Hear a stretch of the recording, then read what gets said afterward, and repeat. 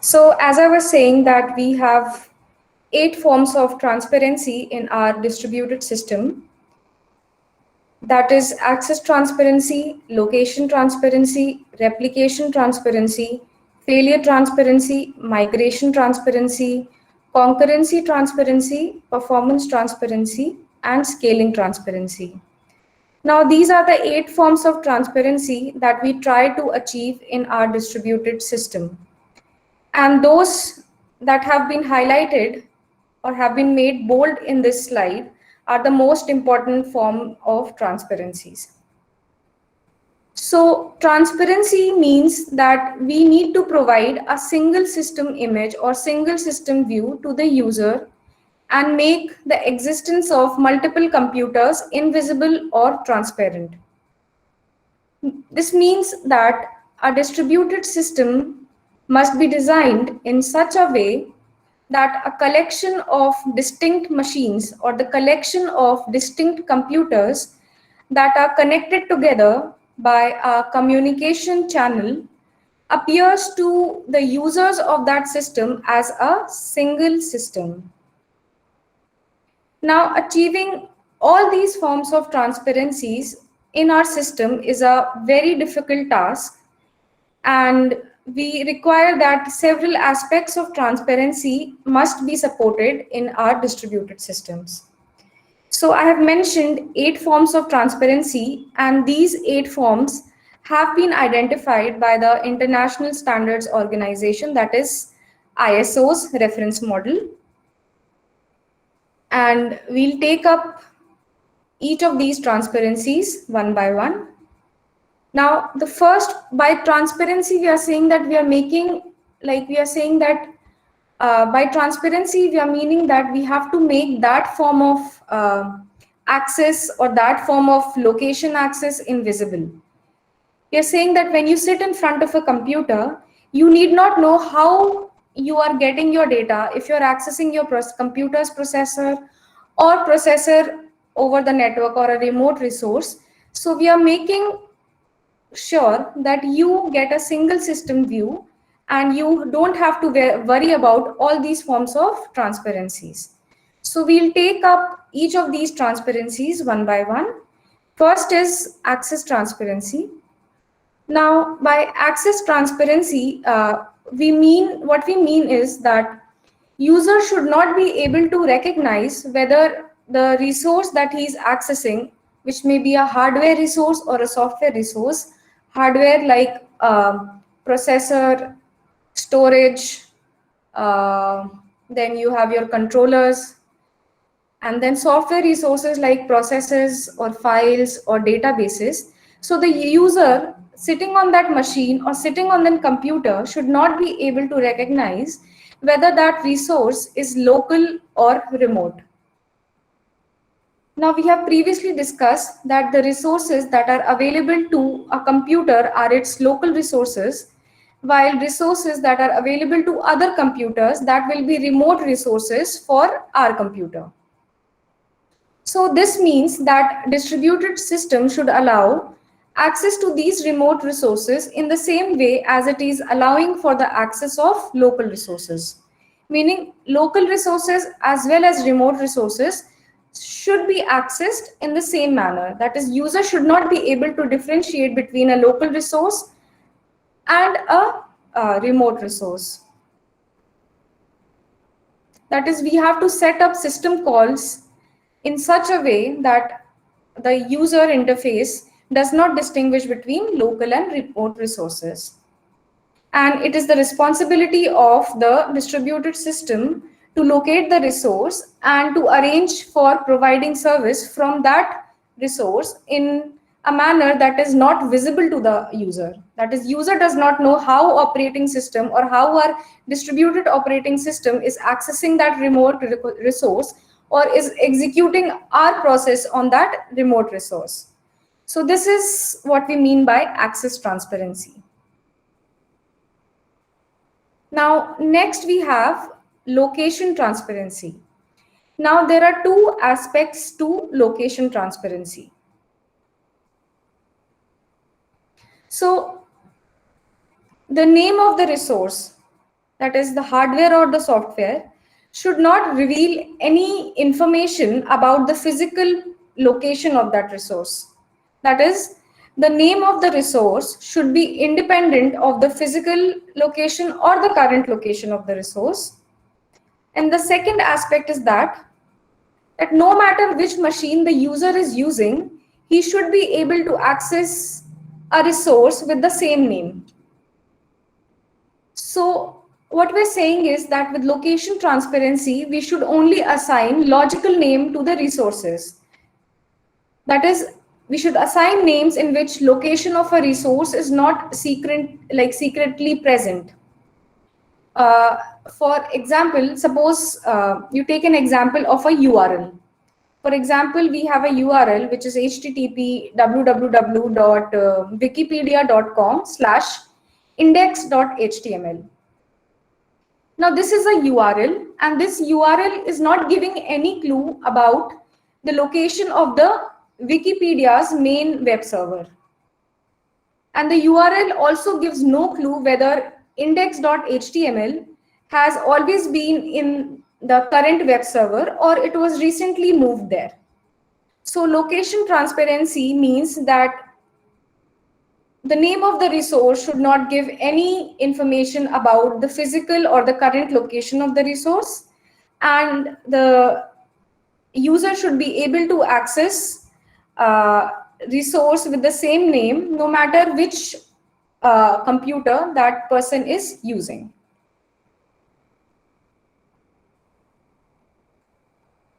Then the third form of transparency is replication transparency.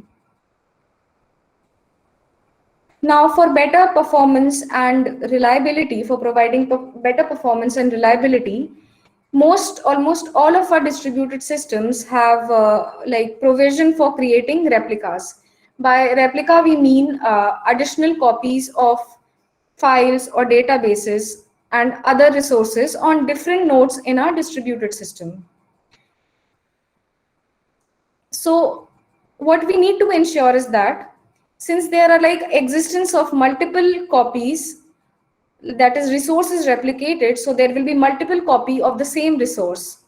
So when user is accessing those resource, he should not be aware of the fact that replication has been done for that resource. So this is replication transparency. Next, we have failure transparency. Failure transparency ensures that whenever a partial failure in the system occurs, the user should not be able to know about it. Now, failure can be like a communication channel or a communication link failure. It could be a computer failure, machine failure, or it could be a storage device crash. So a distributed system must be failure transparent. That is, the user should not be able to see the failure that has occurred in our distributed system. And our distributed system should continue to function in the same manner. Perhaps there will be small deterioration in its performance because there is partial failure in our system, but it should continue to provide services to the user of the system. For example, suppose we are making our file service failure transparent. That is, user, whenever any some failure occurs in our file service, user should not be able to know about it. So how do we implement it? Now, to make our file service failure transparent, what we do is we implement our file service as a group of file servers that closely interact with each other to manage the files of the system. And this group of file servers functions in such a manner that users can utilize the file service even if one of the file servers is not up or running. So we are saying that instead of having one file server, we have a group of file servers for implementing our file service. And even if one of those or two of those file servers are not available, even then our file service is working. So in this case, the user cannot notice the failure of one or more file servers. He or she will only notice that, okay, now my file access operation has slowed down. Slowed down because earlier they were like, suppose 10 machines or 10 servers who were managing this file service. Suppose 3 of those file servers fail. Now the remaining 7 machines have to take up the load of the 3 crashed machines. So there will be like the performance will slow down and file access will not be as fast as it was before, but the service will continue. So this is what failure transparency is, but it is not possible to like achieve complete failure transparency. Because, for example, there is a communication network failure. Our communication links have been disrupted, and this disturbance will be noticed by the user no matter what we do, because communication, you cannot always replicate communication links because your network is so huge.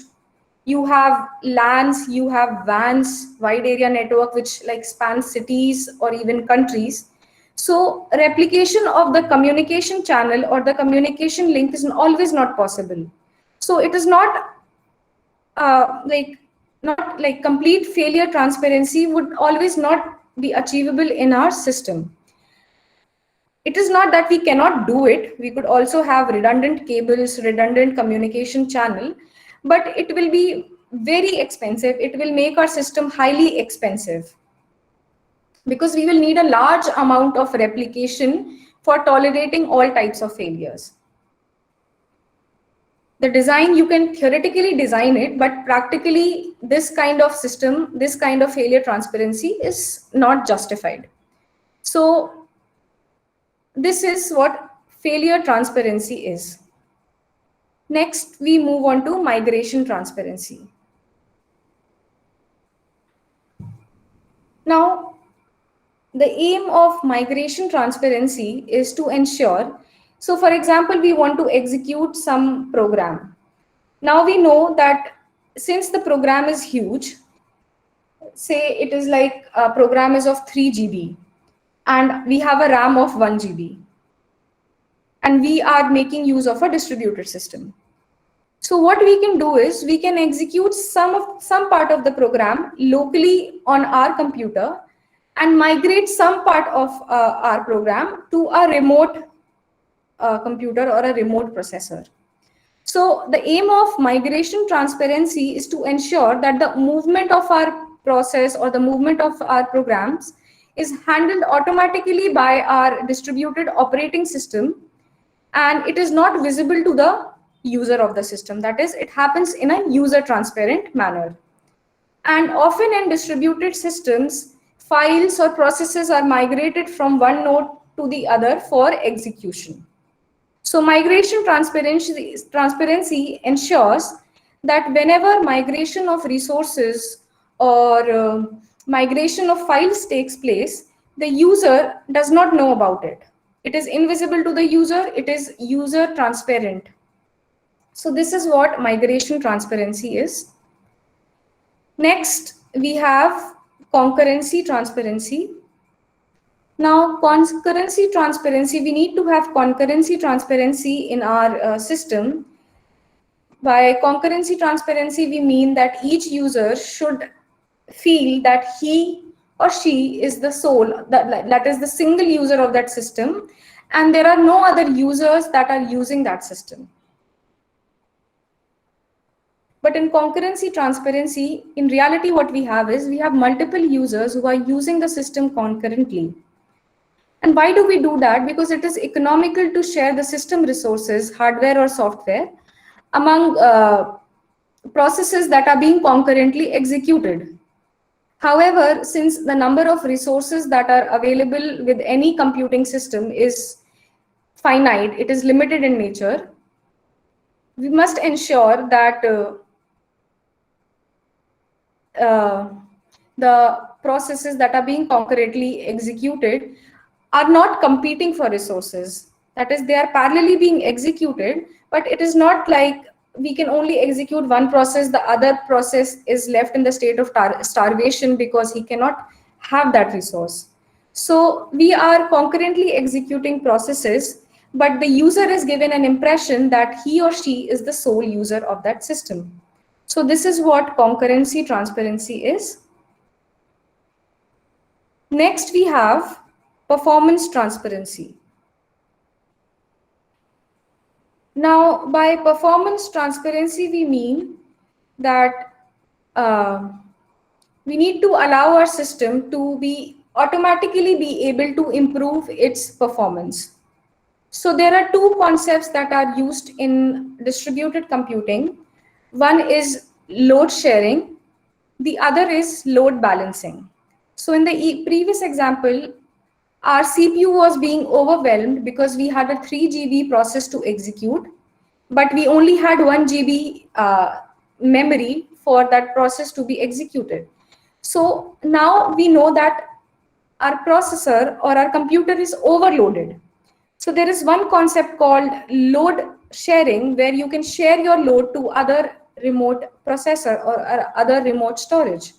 So this way you are balancing the load between two machines. You are ensuring that no processor is kept idle, but at the same time, no processor is overloaded. So the loads vary very dynamically in our distributed system. And there could be situation where one or more of our processor of the system is overloaded with many processes to be executed or a very large process to be executed, while there may be another processor in our system which is idle. And this should not be allowed to occur. That is, the processing capability, the processing power of our distributed system should be uniformly distributed among all the processes that are to be executed in our system. So this is what performance transparency is. Finally, we have scaling transparency. Now, by scaling transparency, we mean that our system should be allowed to expand in size, in scale, without disrupting or without posing any kind of disturbance to the activities of the users of our system. So this is what scaling transparency is. We'll study scaling transparency in much detail in this lecture. So now that we have studied different forms of transparency, there is one important thing that we need to discuss here. Scaling is one of the very important factors or very important concepts in distributed systems. That is, our distributed system will always grow in size. Suppose you have a small organization which makes use of a distributed computing system. Now that organization grows in size. So when an organization grows in size, it also grows in roles, like you employ people, your infrastructure increases. So how do you ensure that when your organization grows in size, you are still able to scale your hardware and software components without disrupting, without causing disturbance to the functioning or the working of the users on that system? So let us see how scalability is achieved in a distributed system.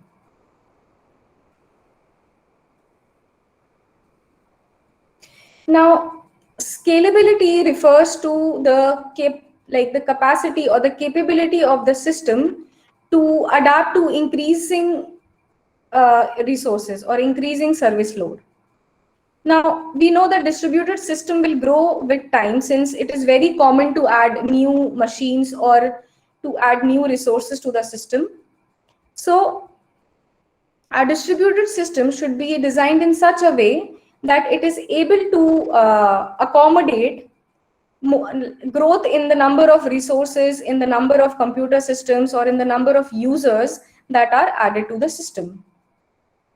That is, the growth of this distributed system should not cause disturbance of services or any loss of performance to the users.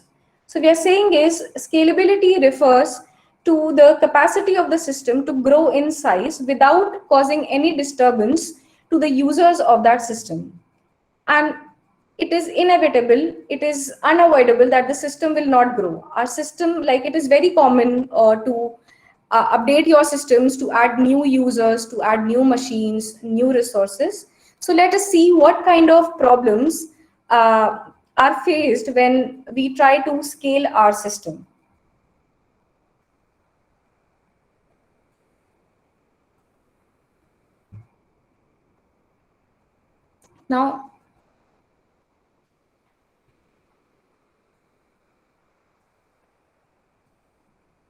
Now, there are three aspects, or you can say three different dimensions in which scalability can be considered. Now, first, the system needs to be scalable with respect to its size. That is, we should be able to add more users and more resources to our system. Second aspect is our distributed system should be geographically scalable system. By geographically scalable system, we mean is that it could happen that the users of the system may be located in different geographic locations, and the resources could also lie very far apart. Third dimension, or the third aspect of scalability, is administrative scalability.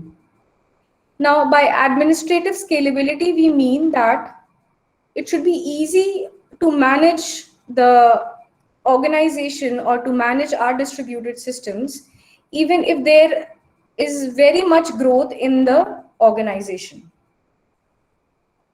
But important thing to remember here is that you cannot scale your system in all of these three dimensions. You can either achieve scalability in one dimension or two dimensions. Any permutation and combination you can apply for all of these three aspects. That is scalability with respect to size. Then there is geographical scalability, administrative like scalability. But often, like if you try to like make your system scalable in all of these three aspects, there is always some loss of performance as your system scales up. Now, when we scale our system, or when our distributed system needs to scale, there are certain problems or very different types of problems that need to be solved. Now, let us first consider scaling with respect to size. Now, if there are more users or more resources to be added to our system, there is always limitation if we are providing centralized services in our system. Like for example, we have a distributed system, but there are some services that are centralized in nature. Centralized in the sense that they are implemented by means of only a single server, which is running on some specific machine. So we have a distributed system, but there may be one or two services, or like many services that are centralized in nature. Centralized meaning that these services are like being executed on a single server machine only. So the problem with this scheme is that this server could like become a limitation or a bottleneck if the number of users in our system increases or the application grows. And even if we have like virtually unlimited processing or storage capacity, communication with that server will still be a problem for us. So we are saying that first problem lies with centralized services or with centralized entities, that we are using a single server for all users. So this is one problem that we need to tackle, or we need to take up in mind or consider. But there may be some cases where you could where like using only a single server is sometimes unavoidable. That is, you cannot avoid using a single server. Cases where you would require a single server would include like managing very highly confidential information, like bank account information, medical records, etc.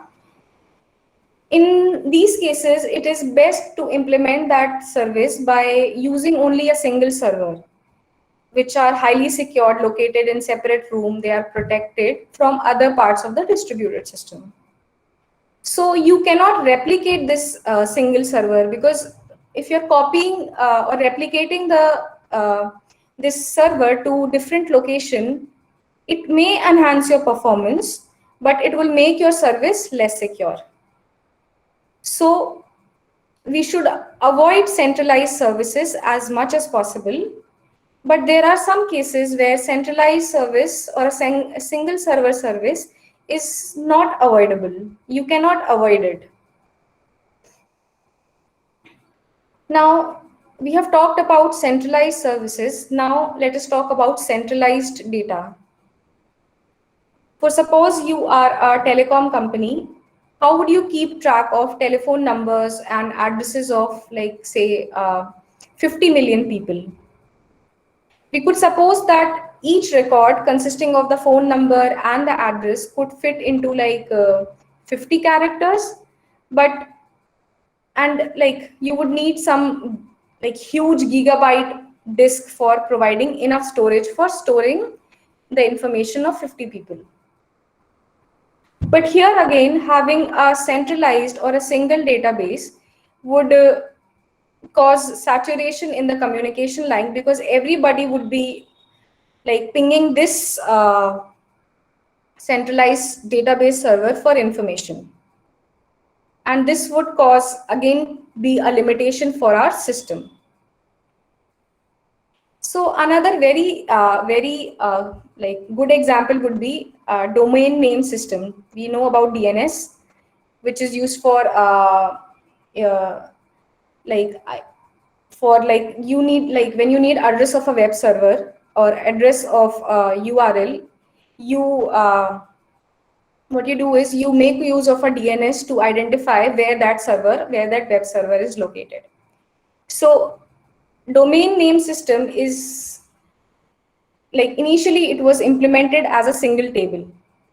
And like as I said, DNS is used for maintaining information about millions of computers, and it gives you information about where you would find a web server. So if you had all this information about every web server available in the world on a single DNS server, then clearly there would be like contention, there would be so much traffic on that single communication line that many times you would not even like able to identify where your web server is located, how would you, and you would not be able to access your web page. Because DNS is important and it is an essential service for identifying and locating where your web server is. So if like each of the requests to resolve the URL had to like go to or forward it to a single DNS server, then clearly we would not be able to use the web. So this is an example where we would see how centralized data could be avoided, and it need to be avoided if we want to scale our system. So now instead of having a single DNS server, we have root DNS, then we have like DNS, zone-wise DNS, country DNS, we have zone-wise DNS, and this helps us locating our web servers. So this is one another important aspect, how we should avoid centralized data. Then finally, we have centralized algorithms. So suppose we have a huge network, which is composed of, say, like 50 or 100 or 200 number of nodes. So in this large network, enormous number of messages have to be like exchanged from one computer to another computer. Take example of a distributed system, like we are saying, and we are saying that when like two distributed computing system communicate with each other by message passing. So there would be like enormous number of messages that will have to be routed over many lines. So like you would think that the optimal way to do it would be to collect complete information about the load that is present on the machines and the load that is the traffic that is present on the communication lines, and run it through an algorithm which would help us find the optimal routes or the optimal communication channel through which we could send our data. So we are saying that we have a distributed system which consists of a large number of nodes. And since communication in distributed network takes place via message passing, there will be a huge number of messages that will have to be exchanged between machines. So this will cause like a lot of traffic on the communication channels. So we are saying that if we could use some algorithm to identify which would be the optimal route to like direct our message or to direct our traffic, then we could improve the routing of messaging. Theoretically, it is a very good idea, but when we go to implement this idea, it is bad because these messages for computing and identifying like optimal routes would overload that part of the network. In fact, if you use any algorithm that functions by collecting information from all sites as in all nodes in a distributed network, and then sending it to a single machine for processing, is a very bad idea, and this should really be avoided. So only decentralized algorithms should be used. So these are some of the in order to like tackle our scalability problems, these are some of the principles, some guidelines that need to be followed when we are designing scalable solutions for our distributed system. First is we need to avoid centralized entities or services. That is, we should not use a single server for all users. Then we should avoid centralized data. That is, we should not have a single data storage facility that is used by the entire storage network. Third is avoid centralized algorithms. That is, we should avoid doing routing based on the complete information. So these are some of the concepts that have to be kept in mind, some of the concepts, some of the things that need to be avoided when we are designing a scalable distributed system. Now, we said that there are three aspects. We have discussed distributed system scalability in terms of size. Second, we said that our system needs to be scalable from geographical point of view. Now, geographical scalability has its own problems. Now, one of the main reasons why geographical scalability is such a big problem is because when distributed systems were created, they were designed to they were designed for local area networks, and these systems were based on synchronous communication. So we are saying that geographical scalability poses a problem because scaling a wide area network is very difficult than scaling a LAN. Scaling a LAN is not difficult because by LAN what we mean is the group of computers that are connected in a building or in a department or in an organization. So scaling a wide area network is very difficult because distributed systems, scaling of distributed systems for a local area network is based on synchronous communication. By synchronous communication, what we mean is that communication happens in real time. You send some request, you get a response in real time. That is, you don't have to wait for response to come. That is, the period for which you have to wait for the response is very small. So this is a synchronous communication. That is, you send a request, you receive an acknowledgement. Okay, I have received your request. Then that data is received regarding that request.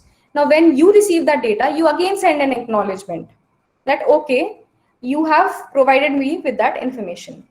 So with every request and with every response, we send acknowledgements so that we can know that our request has been received or our response has been received, and there are no information loss in the system. So geographical scalability is very hard to implement for wide area networks. That is, our approach generally works fine in LANs where communication between two machines would take around like few microseconds. However, if we take a wide area system, we would have to take a very large number of things into account, because now you would be, your resources would be very far away located, like on different countries or even in different cities. So your like communication would be slightly slowed down. So this is what problems associated with geographical stability are. Finally, we were talking about scaling our system with respect to their administration, that is administrative scalability. Now, in many organizations, an open question is how to scale a distributed system across multiple independent administrative organizations. So the problem here would be how would, like, each of these organizations would have their own policies with respect to how the resources would be used, how the files and the processes would be managed, and what kind of security measures would be implemented. So these are some of the problems that can arise when you are trying to scale your distributed system in terms of size, in terms of geographical scalability, and in terms of administrative scalability.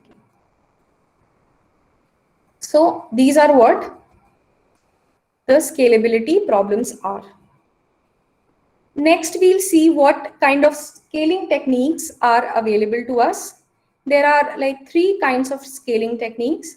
One is hiding latency, second is distribution, and third is replication. So we'll see each of these techniques one by one. Now, the first scaling technique is hiding communication latency.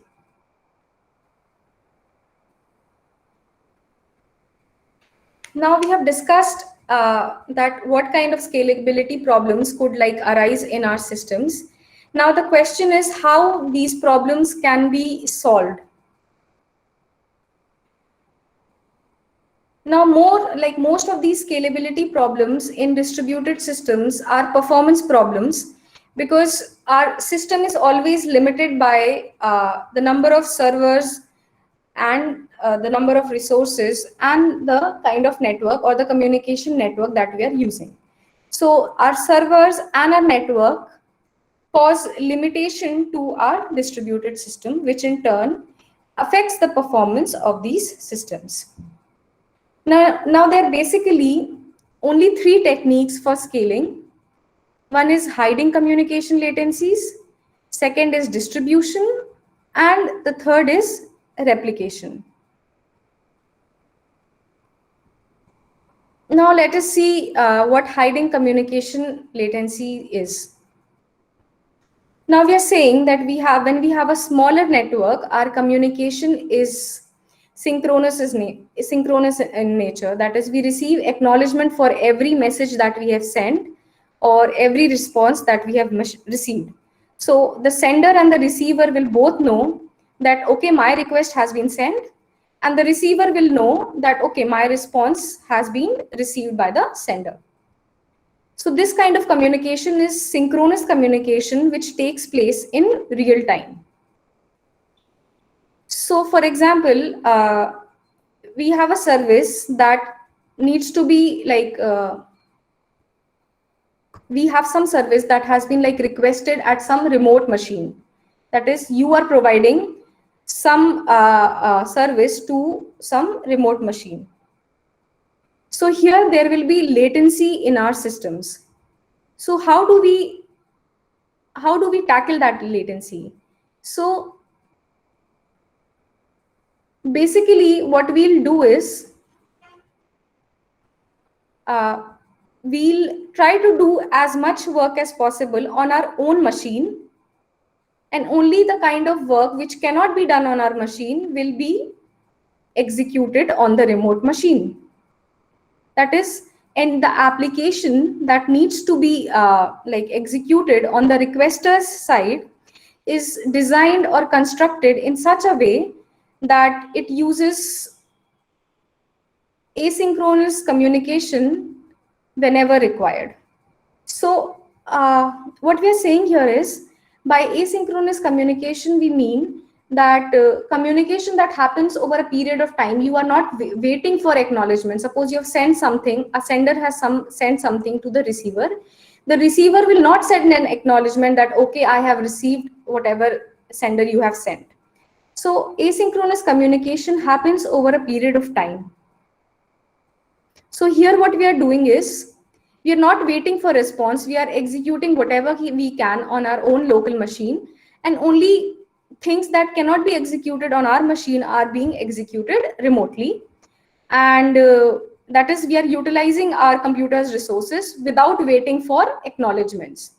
And whenever we receive, whenever a reply comes in, that application is interrupted and told, okay, your communication, the kind of service you were requested has been completed. So this is what hiding communication latencies is, that we are trying to do as much work we can on our local machine. Only work that cannot be done on our local machine is done remotely, and that too in an asynchronous manner, meaning that we'll not be busy, like we will not keep waiting for the reply to come. We'll keep doing our work, and whenever the reply comes in, our application or our operating system will be informed that, okay, your results have come in. Now, there are many applications that cannot make effective use of asynchronous communication. For example, if you have an interactive application, okay, where a user sends a request, and what if the user has nothing better to do than to wait for the answer? So in these kind of cases, it is much better to reduce the overall communication. So what we'll do is, we will move part of that computation from the server to the client for processing. That is, we are doing as much processing on our own machine. We are only doing processing that is much required, or that our client machine would not be able to do. Only that processing we are doing on our server. So for example, if you have to fill a form to access some kind of database, one approach is like sending separate message for each form field and waiting for the reply or acknowledgement from the server. So as we can see here, if we are like filling a form, here we have a client and here we have a server. So in the first approach, what we are doing is, suppose we have to fill a form for accessing some kind of database. So here we are sending, like if we have the first name Martin, so we are continuously sending data to the server. The server is compiling all of these, like the data packets that we have sent. It checks the form and then it finally processes the form. So we are saying that we are sending separate message for each field and waiting for acknowledgement from the server. Okay, I have received your first name. Okay, I have received your last name. Okay, I have received your email. So we are sending separate message for separate form fields. And every time that we send a message, we are receiving a reply from the server, that is an acknowledgement from the server that we have received that kind of information. And here in this, like in the first figure, the server is checking for any kind of like syntactic errors before accepting our form. Now, a much better solution would be to like ship the code for filling the form and checking the form to our client machine. So now this client check form has been moved to from the server to our client. So this check form, instead of being available with the server, is now available in our own machine, that is the client machine. So here, our client will like possibly check the entries, and it will compile the complete form, and then this complete form with all its entries will be sent to the server. This is known as code shipping. So this approach is now widely used by the web and we make use of Java applets and JavaScripts to execute or like to implement code shipping. So this is the difference between letting a server or letting a client check forms as they are being filled. Here you are reducing communication latency here. That is in figure B, you are reducing communication latency because all of your fields are checked at your source machine only. All of your fields are checked at source machine. They are compiled together. Any kind of syntactic errors, your source machine will inform you. So there is no communication latency here because everything is happening on your client machine, on your own machine only. When it has been checked for its syntax has been checked, it is then compiled and sent to the server for processing. Whereas in like figure A, there is a lot of communication latency because you're sending fields one by one, then you're waiting for response to come, then you're sending the second field, and then you're again waiting for response to come. Then the syntax are then like syntax and semantics of the form are checked by the server. If there is any mistake, the server will again inform you, you will complete all the details again, and then the form is processed. So this kind of scaling technique is especially important for interactive applications. We are saying if possible, do asynchronous communication and work in such a manner that the user does not notice delay. That is, you utilize the time that is available to you. You only respond when you get a reply. And this is not always possible when client has nothing to do. Instead, what we can do here is hide latencies as we have seen in this example.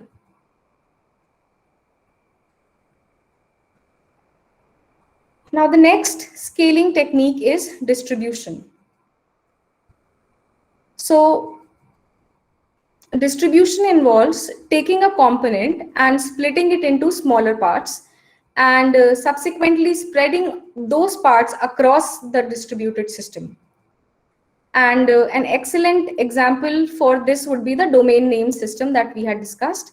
So our DNS is organized into hierarchy. We don't have a, like we said that we would not want to have a single DNS table. Instead, what we're doing is we are organizing our DNS in the form of a tree, that is in the form of a hierarchy. We are splitting the service that is being provided by DNS and we are like distributing it across our system. So what we are doing here is the DNS name, that storage is like organized into different domains and these are divided further again. And each of these different areas or different areas of our like distributed system is covered by one kind of DNS server. So here in this example, the first level has a root DNS server.